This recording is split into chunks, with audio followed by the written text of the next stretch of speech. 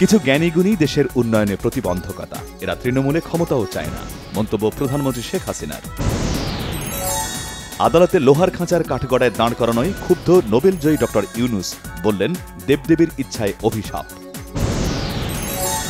বান্দরবানের শুয়ালোক ও লামার ডলুছড়িতে সাবেক আইজিপি বেনজির আহমেদ, তার স্ত্রী ও মেয়ের নামে ১০০ একর জমি। অপরাধ প্রমাণ হলে সাবেক আইজিপি বেনজির আহমেদকে বিদেশ থেকে ধরে আনা হবে, জানিয়েছেন আওয়ামী লীগ সাধারণ সম্পাদক।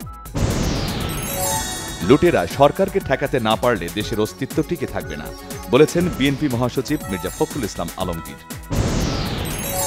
কিছু ব্যবসায়ীকে সুবিধা দিয়ে নিত্যপণ্যকে বিলাসী পণ্য বানিয়ে ফেলছে সরকার, অভিযোগ সিপিডির।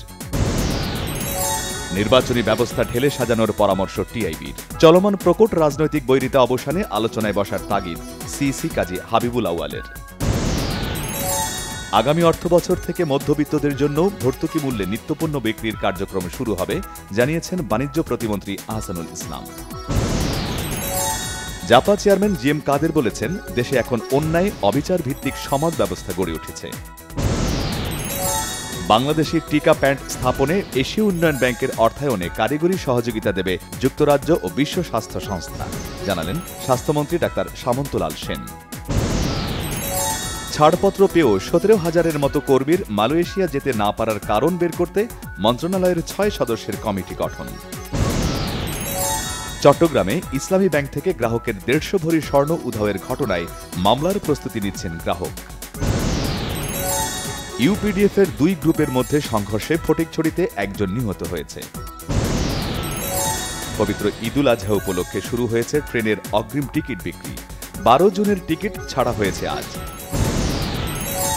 গাজায় যুদ্ধবিরতি ও জিম্মি মুক্তির চুক্তি চূড়ান্ত করতে ইসরায়েল ও হামাসের প্রতি আহ্বান জানিয়েছে মধ্যস্থতাকারীরা। বুথ ফেরত জরিপের ফলাফল অনুযায়ী সংখ্যাগরিষ্ঠতা নিয়ে টানা তৃতীয়বার ভারতের ক্ষমতায় ফিরছেন প্রধানমন্ত্রী নরেন্দ্র মোদী। বঙ্গবন্ধু আন্তর্জাতিক কাবাডির ফাইনালে লাল সবুজের দল সেমিফাইনালে ৪১-১৮ পয়েন্টে হারিয়েছে থাইল্যান্ডকে।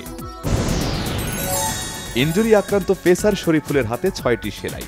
টি-20 বিশ্বকাপে শ্রীলঙ্কার বিপক্ষে খেলা নিয়ে অনিশ্চয়তা। উয়েফা চ্যাম্পিয়ন্স লিগে চ্যাম্পিয়ন হল রিয়াল মাদ্রিদ। বরুসিয়া ডর্টমুন্ডকে ২-০ গোলে হারিয়েছে তারা।